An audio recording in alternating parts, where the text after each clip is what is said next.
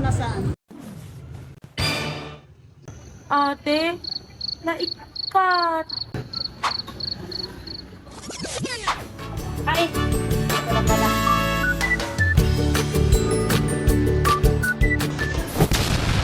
Uy! Ano ba yan? Tignan mo naman dinadaanan mo ah! Late na nga ako eh! Oh, pasensya na ako. Sabi ko naman, wala man tayo. Mana dito. First day na first day. Nakairit ng ulo. Ano naman pinakutok? Yun! Huwag ka na makialam! Ano ba?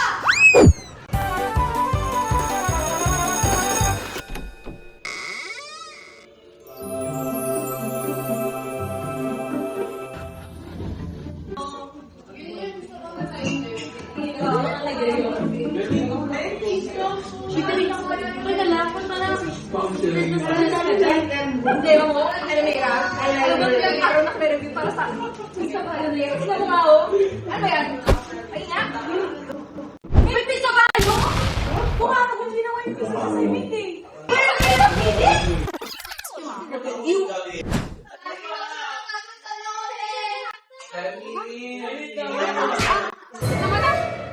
Kumakain nga? Kumakain nga? Okay ka lang? Tubig ko. Uy, alam mo, ganun yung nangyari sa tito ko na high blood. Ano ba yung mga sintomas? Nahihilo? Check! Di ba kahinga? Check! Stress na stress? Check na check! Confirm! May high blood ka nga! Tumag na kay Teacher B! Be! Be! Be! Sabi ba na himatay na siya? Nahimatay na siya, Be! Be! Uy naman sa bigat nito! Delivery na naman! Hindi ba sila naaawa sa lagay kong to? Hey! Saan na nga ulit ako pupunta? Doon! Sa arteries, dumadali yung mga dugo na kakaunti ang oxygen. Sa veins naman, dumadali yung mga dugo na maraming oxygen na bumabalik sa puso. Yun! Sige na nga! Bahala na si Patrick!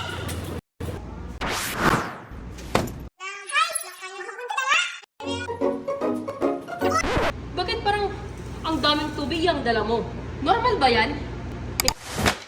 Teka, huwag mo nang aalis at kakausapin ko sila kung anong nangyayari. Saking tulong, kuya! Kailangan magsagip. Sandali! Ano gagawa nito? Huminahon kayo at sabihin nyo kung sino kayo! Pipit-pit ako dito, kuya! Allah! Hindi ko kaya! Aray! Ano ba yan? Bakit ito ang naging kinakalabasan natin? Ano ba nangyari sa inyo? Ang dami kong nare-receive na mga problema! Katutak! Ako pala si Pig. Ang bell ni Pigit. Sobrang labo po sa istasyon namin. Hindi po ako makapokus. Nalilito na ako. Minsan, sobrang kapal ng lining ko. Minsan, sobrang higit. Tapos, may, o kaya nawawala ang regla. Tapos minsan, bigla-bigla ang pagdurugo. Kasi, hindi ka na masunod ang normal na schedule namin. Puso, nakalimutan ko nandito ka pala. Anong masasabi mo? Tutak, sobrang dami kong problema. Grabe na ang dami ng mga kolesterol na pumapasok sa mga daanan, pati na ang tubig na dala-dala ni Tara. Dumadagdag sa pagsikip. Wait, ba't kasi sila na yung nakapasok?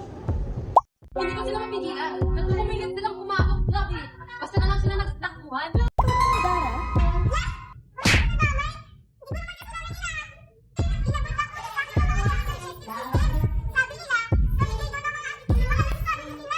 Eh kaya naman pala eh. Dahil sa mga kagagawa nyo, dahil sa sobrang daming kolesterol na sumisingit at sa sobrang daming tubig, sumisikip ang mga daanan. Dahil dyan, nagkakagulo na tayo at ma-high blood na tuloy. Ano ba yan? Bumupost ka na naman eh. Pwede bang hinaan mo yan? Hinaan? Gusto mo bang mamatayin babaitang yan? Kung hindi ako titibok, eh titigok yan. Ay naku. Teka nga. Kumalma lang kayo, okay? Paka-OA nyo eh. Tsaka, may idea ba kayo kung paano natin ito maayos? Teka nga. Asa na ba yung babaitan yun? Siya rin na may dahilan nito eh. Oo nga. Pwede ba iwasan mo muna mag-cellphone? Feeling niya pa kapag may notif sa kanya eh. Si Crush na pa agad. Hay naku. Tama, saka pwede ba? Tigil mo yung pagiging maalat mo. Yung maalat. Kasi isa yan sa mga nagiging dahilan kung bakit maraming tubig na nakikita sa bloodstream na nakaka-epekto sa daan.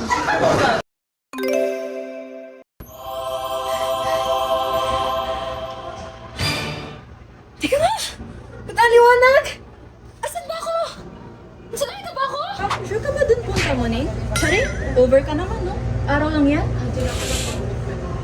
Ito, oh, kape ko. Para sa'yo na lang. Pampatas ng blood pressure, oh. Ito pa, mga chichirya, oh. Di ba paborito mo to? Madaming kolesterol. Sapat na sapat para sa'yo. Oh, ito, mga performance class, quizzes, reporting, para lang sa'yo. At nang ma-stress ka pa. Ano?